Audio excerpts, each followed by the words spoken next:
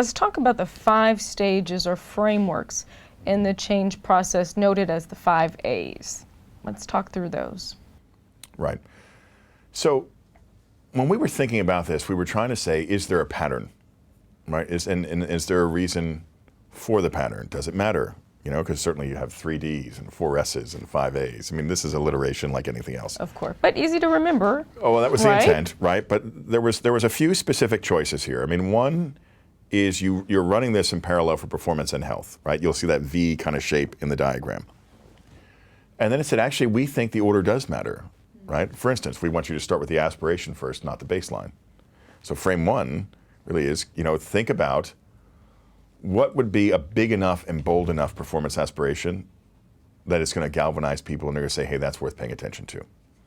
And on the health side, it's about putting a stake in the ground and saying, no, this is the way we're going to run the place, what we call recipe.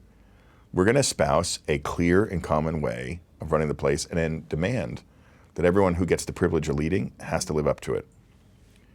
Then immediately behind that, because now you've had all the fun of being aspirational, immediately behind it says, now have the humility to hold the mirror up and say, no kidding, how are we really doing?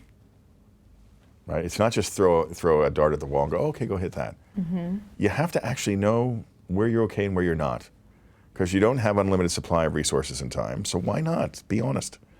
That requires a really, really difficult moment for leaders to be able to look themselves in the face and look the organization in the face and say, I've not been good enough.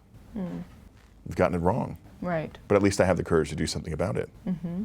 Right? I mean, all through this, I think we'll see moments here where the willingness of a leadership group and the individuals as leaders are willing to say, I have something to do here too. It's not just point at you, the corpus of the organization, and say you have to change.